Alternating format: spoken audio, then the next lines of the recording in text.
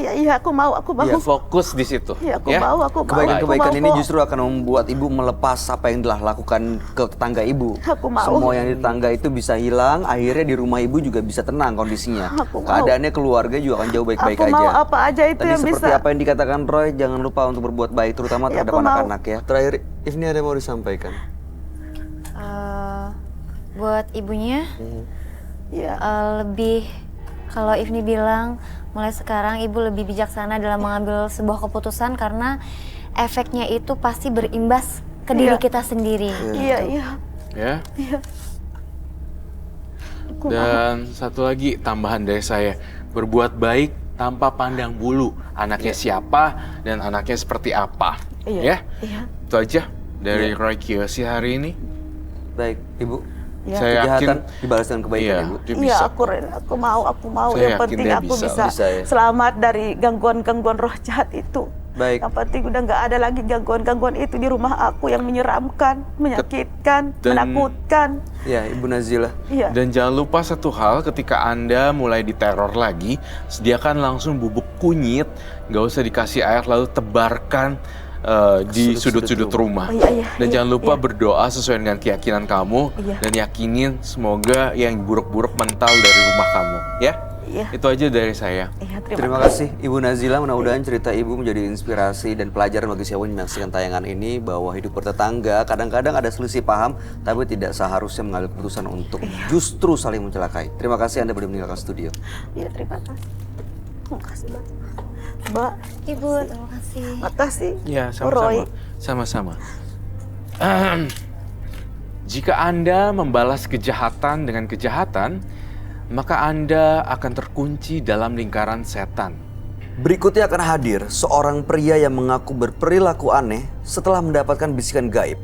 Malam hari ini kami akan panggil dia dengan nama samaran. Kami persilahkan Asep.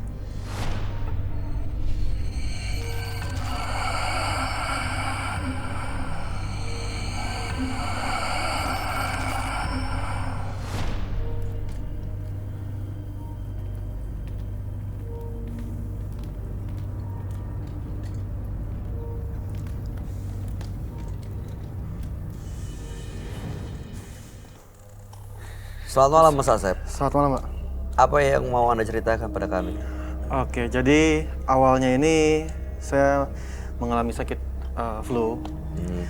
Tapi dokter itu langsung memvonis kalau misalkan saya ini kena penyakit sinus. Oke. Dari penyakit sinus ini saya selalu mendapatkan bisikan. Nah, bisikan saya ini yang untuk menyuruh saya mengambil pakaian dalam wanita.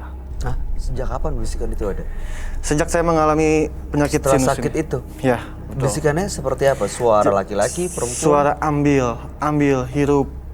Jadi pakaian dalam wanita itu saya ambil, lalu saya hirup. Anda dapat dari mana pakaian dalam wanita? Saya ambil yang tetangga saya ya, pokoknya yang bergelantungan, yang masih ada bercaknya itu saya ambil.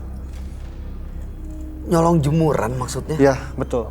Untuk Anda cium-cium? Ya, Setelah itu ada efeknya dengan sakit yang dirasain? iya. Jadi setelah saya mendapatkan bisikan, saya lakukan itu, lalu setelah saya hirup, itu menjadi lebih rileks, lebih tenang, dan gairah seksual saya lebih meningkat. Sinusnya sembuh? Bikin rileks saya, Mas. Bikin tidak merasakan Iya, sakitnya? jadi anggapnya saya ini tidak memiliki sakit apapun. Pernah nggak ada bisikan tapi nggak diturutin? Itu jadi sesak napas dan sakit banget gitu, sampai sakit kepala saya. Saya pernah tahan, tapi saya tidak bisa tahan itu. Jadi Anda ikuti terus? Iya. Pernah ketahuan atau ada orang yang melihat? Nah, jadi untuk menghindari saya ketahuan sama masa, saya buka usaha laundry, Mas. Hah? Saya buka usaha laundry, lalu setiap ada pakaian wanita, itu saya ambil, saya hirup, lalu saya kumpulkan pakaian dalam tersebut. Mas Bayu, bentar. Silakan Ifni. Oke, Mas, pekerjaan sehari-harinya kan tukang laundry ya? Iya, jadi pakaian darah itu yang ada bercak-bercaknya, saya ambil, lalu saya hirup. Itu hanya itu yang bisa bikin saya tenang. Sampai sekarang masih sering Sampai dilakukan? saat ini. Sampai detik ini Sampai laundry masih detik ini. jalan dan pakaian dalam wanita yang masuk ke laundry Anda hirup? Ya, betul. Oke, bentar Mas Boy, boleh tanya satu kali lagi? Silakan. Oke Mas, setelah mencium itu kan katanya lebih rileks ya. Ada nggak kayak hal-hal di luar nalar, bukan di luar nalar ya, kayak yang melampaui batas yang Mas lakukan setelah mencium itu? Tidak ada lagi selain itu obatnya. Hanya itu aja. Oke. Nggak pernah coba ke dokter? Sudah saya dikasih obat resep ini, tapi itu tidak menyembuhkan saya. Sinusnya udah periksa lagi? Sudah diperiksa dan saya divonis sinus itu sejak 4 tahun ke belakang ini. Jadi saya melakukan itu sudah kurang lebih 4 tahun lebih. Itu biasanya bisikannya datang setiap seminggu sekali, tiap hari, sebulan sekali? Kurang lebih saya melakukan itu seminggu 2 kali ya. Dan itu wajib harus saya lakukan. Boleh diceritain nggak ke kami semua mungkin ya, apa sensasinya rasa menghirup pakaian dalam wanita bekas dong? Iya. Apa sensasinya? Jadi setelah saya hirup itu, yang pertama saya lebih tenang, saya lebih rileks, dan daya tingkat seksual saya itu lebih meningkat lagi. Pakaian dalam yang seperti apa sih yang dihirup? Celana dalam wanita. Oke, celana dalam itu yang bentuknya bersih? Ya, enggak, bercak-bercak darah itu. Ada percak-percak? Ya, itu yang saya hirup. Maksudnya yang cewek yang menstruasi gitu? Ya, betul. Maaf, Masnya sudah beristri? Sudah, Istri tahu? istri tidak tahu. Pakaian dalam istri juga dihirup? Tidak. Pernah coba? Pernah coba, tapi tidak ada efeknya. Hah? Bahkan sinus saya tuh tetap aja masih sakit. Jadi harus orang lain? Ya, harus pakaian orang lain. Oke. Tujuan datang ke Menembus Mata Batin untuk apa? Jadi saya pengen bagaimana cara menghilangkan bisikan-bisikan ini. Dan bisikan-bisikan ini siapa sih? Selama Saya ini pengen bisikannya itu nggak pernah munculin wujudnya gitu ya? Tidak pernah. Baik, mudah-mudahan Mas Asep bisa mendapatkan jawaban dan solusi dari permasalahan yang dihadapi dan bisa benar-benar berhenti dari kebiasaan yang menurut kita semua ini cukup aneh sih ya. Weird banget sih. Weird banget, aneh. Oke, kami akan ajak Mas Asep untuk langsung bertemu dengan sahabat kami. Dia adalah seorang indigo. Kami persilahkan Roy Kiyoshi. Sebelumnya, tim Mata Batin sudah memberikan tanggal lahir dan nomor rumah partisipan kepada Roy Kiyoshi.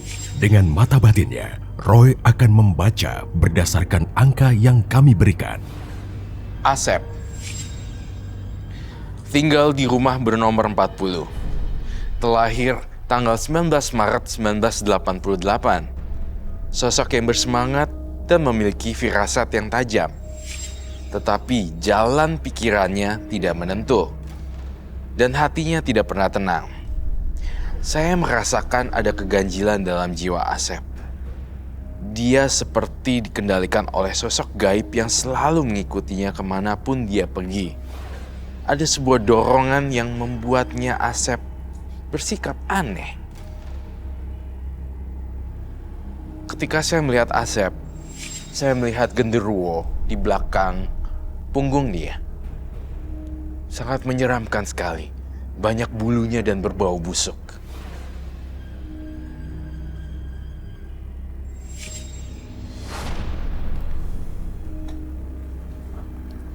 Selamat malam. Selamat malam, Roy. Silakan duduk semuanya. Terima kasih.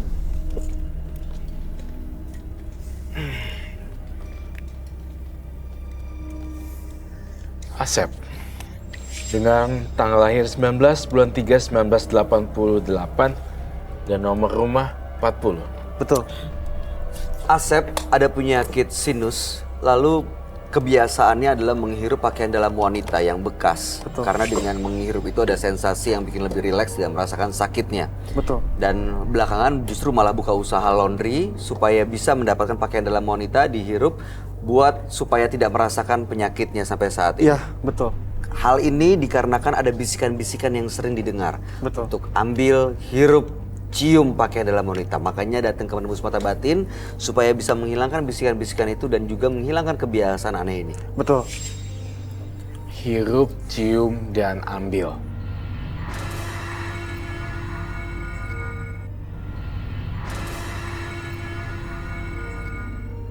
Hirup, cium, dan ambil. Ya, Lalu kamu, mohon maaf ya kali ya, ini terlalu vulgar, tapi kita jor-joran aja deh.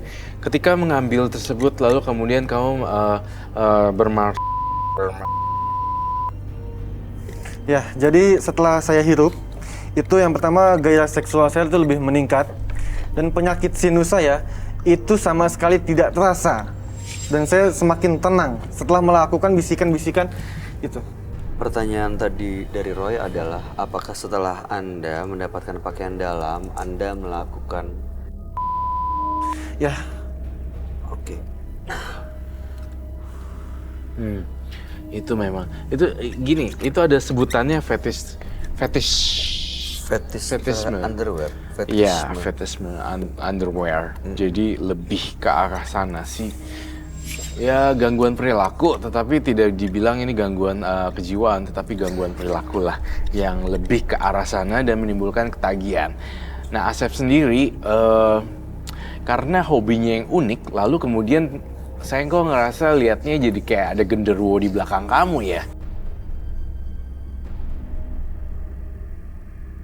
Satu hal yang pasti ya, kita udah banyak ngerti dengan kasus-kasus yang banyak genderuwo itu suka dengan wanita ya. Betul sekali. Dan bau-bau darah gitu. Nah, kebetulan Asepnya sendiri melakukan itu tadinya nggak tahu nih bakalan diikutin yang aneh-aneh.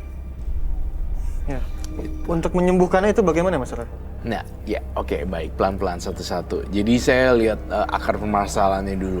Dan saya sih berharap kamu udah mulai nggak mau cium-cium gitu-gituan lagi sih ya. Ya, Pernah ditolak katanya, bisikan itu nggak diikutin tapi yang ada badannya malah sakit-sakit. Betul. Bisikan ini dari genderuwo yang ikutin dia, Roy. Bisikan ini dari genderuwo yang bisikin dia, namun juga ada sisi manusianya. Nafsu manusia, seksual. Tapi saya juga tidak mau mengalibikan si genderuwo adalah salah satu faktor utama penyebabnya. Triggernya justru dari Asep sendiri. Triggernya justru jadi dari Asepnya sendiri. Yang Karena ngelakuin kebiasaan semuanya ini. segala macam kan sebenarnya Asep. Kalau kamu nggak mau, toh juga nggak akan mau kan. ya. Jadi kebiasaan ini malah memancing genderuwo datang dan ngasih bisikan-bisikan gitu kali ya. Iya. Setiap saya sehabis hirup, itu sepertinya saya itu tidak memiliki penyakit sinus itu. Biasa-biasa aja. Biasa-biasa saja. Itu tersugesti sih. Dan di Jepang sering banget kasus ini. Di Indonesia mungkin masih jarang dan masih tabu untuk dibicarakan. Namun di Jepang itu sangat banyak sekali kasus-kasus seperti ini. Dan cewek-cewek Jepang risih gitu. Biasanya mereka langsung kalau lihat kamu itu kayak orang psikopat. Terus udah gitu mereka ngerasa kayak kimochi warui gitu, jijikan. Kimochi warui. Kayak orang risih gitu. Can you imagine your underwear itu Yes. diambil terus gini kayak Ew. ngerasa kayak Just like that. ya Ya kayak gitu. karena ya mereka Aku aja seru. mereka orang Jepang lebih sering kayak gitu. Mereka sembunyiin di situ-situ. Gitu. Nah ini gejala-gejala ini memang udah mulai muncul nih di Indo sekarang. Namun pelan-pelan belum segitu banyak. Banyak kan di Jepang. Serem juga ya, justru jadi ada nggak... That's why kenapa, you know what? Kenyamanan, Di Jepang itu juga handphonenya nggak pernah bisa silent untuk shutter. Iya, karena harus bunyi. Karena harus bunyi. You know what kenapa? Karena mereka suka diem-diem fotoin celana dalam di jalanan. Lagi perempuan lagi cekrek gitu. Makanya dibikin bunyi handphone. Supaya orang Really? aware ya, iya. Iya, itu udah lama handphone banget. tuh Karena harus saya bunyi. sekolah juga dan bergaul dengan mereka. Oh, seperti itu. Walaupun di silent tetap ada bunyinya. Walaupun saya tetap ada Bang, bunyinya. handphone